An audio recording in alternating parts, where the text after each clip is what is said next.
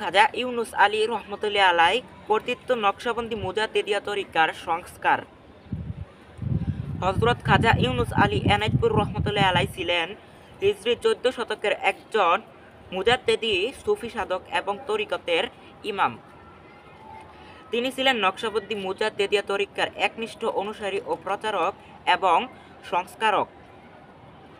তার দ্বারাই সংস্কারকৃত এই তরিকার বাংলা আসামের এক নতুন গতিময়তা লাভ করে। তিনি তার তরিকার মৌলিকত্বকে ঠিক রেখে এই তরিকার বেশ কিছু বিচ্ছিন্ন বিষয়ে সুসংক্ষিত ও সুবিন্যস্ত একটি নতুন অলংকারিক রূপদান করেন। পরবর্তীত পরিস্থিতিতে তরিকতের শিক্ষার্থীদের মনোযোগ আকর্ষণের জন্য ব্যক্ত করেছেন তার সংস্কার ব্যবস্থা।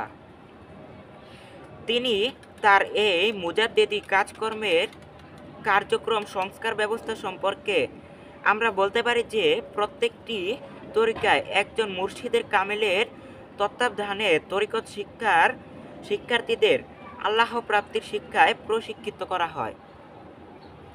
কোনো তরিকায় এর ব্যতিক্রম নয়। এ গুণাবলীকে পথে কয়েকজন শিক্ষার্থী তার জীবনে কৃতিত্বের স্বাক্ষর রাখতে সক্ষম হন। এই গুণাবলী ছাড়া একজন শিক্ষার্থী এই রাস্তায় এক ধাপও অগ্রসর হতে পারে না। শিক্ষার্থীগণের এই আবশ্যকীয় গুণাবলীকেই এ তরিকার মূলনীতি বলে খাজা এনায়েতপুর রহমতুল্লাহ আলাই অভিহিত করেছেন। খাজা এনায়েতপুরি তরিকার 4টি মূল নীতি। এই 4টি নীতিমালাগুলো বিশেষণ ধর্মী ও তত্ত্বাধিক আলোচনা ধারাবাহিকভাবে নিচে উল্লেখ করা হলো। 1 নম্বর আদব, 2 নম্বর বুদ্ধি, 3 নম্বর মোহাব্বত, 4 নম্বর সাহস। 1 নম্বর আদব। যে মুর্শিদে কামিলের শিক্ষায় সংস্পর্শে তত্ত্বাবধানের ওসিলায় একজন তরিকত শিক্ষার্থী গাফেল মানুষের পরম প্রিয় বন্ধু নফস শয়তানের চক্রান্তে শৃঙ্খলমুক্ত হওয়ার কৌশল রপ্ত করে, যার মুর্শিদের সান্নিধ্যে মানুষ দুনিয়া নামক কুলটার মায়া ছিন্ন করে দেল ও দেহের পবিত্রতা লাভ করে, জড় জগৎ, নূরের জগৎ ও সিফাত জগতের পার হয়ে মহান আল্লাহর জাতের সান্নিধ্য বা নৈকট্য লাভ করতে পারে। তার জন্য আবশ্যকীয় একটি গুণ হলো আদব তথা ভদ্রতা, শিষ্টাচার ও বিনয়াবনত ভাব।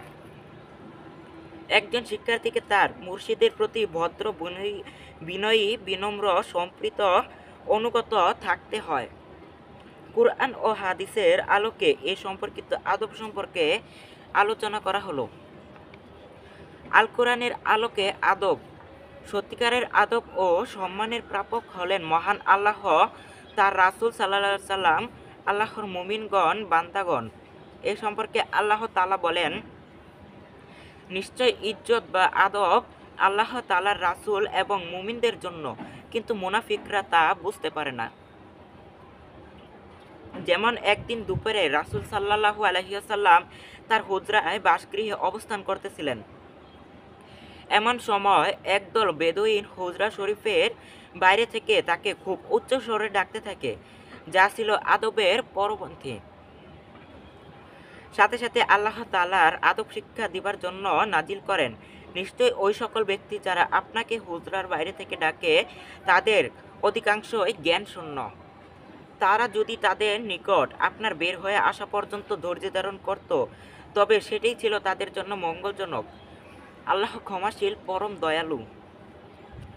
রাসূল সাল্লাল্লাহু আলাইহি ওয়াসাল্লাম এর সামনে সাহাবায়ে কিরামগণ আদবের প্রশ্নে আমরা উল্লেখ করতে পারি, নবম হিজরিতে কোনো এক বৈঠকে রাসূল সাল্লাল্লাহু আলাইহি ওয়াসাল্লাম পরিস্থিতিতে বিনি তামিম গোত্রের প্রতিনিধি নির্বাচনের প্রশ্নে হযরত আবু বকর রাদিয়াল্লাহু তাআলা আনহু ও হযরত উমর রাদিয়াল্লাহু তাআলা আনহু এর কণ্ঠস্বর একটু উঁচু হয়, যা ছিল রাসূল সাল্লাল্লাহু আলাইহি ওয়াসাল্লাম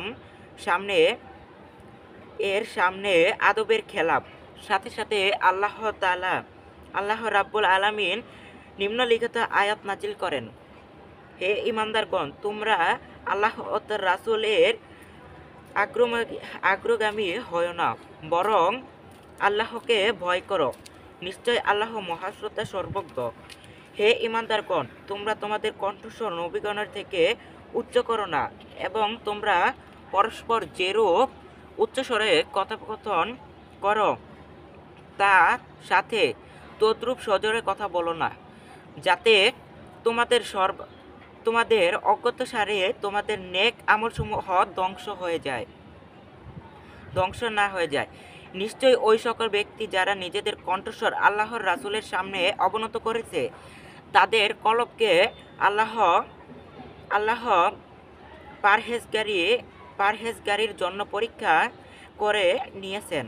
তাদের জন্য আছে ক্ষমা ও অতি উচ্চ পারিতোষিক। নিশ্চয় যারা আল্লাহ ও তার রাসূলকে কষ্ট দেয়, আল্লাহ তাদেরকে পরকালে অভিশপ্ত করবেন, এবং তিনি তাদের জন্য প্রস্তুত রেখেছেন অপমানজনক শাস্তি। এই ভিডিওটি বেশি বেশি শেয়ার করে অন্যান্য জাকের ভাই বোনদেরকে দেখার সুযোগ করে দিবেন। সকল জাকের ভাই বোনদের প্রতি আমার ভক্তিপূর্ণ সালাম রইল। আসসালামু আলাইকুম ওয়া রাহমাতুল্লাহি ওয়া বারাকাতুহু।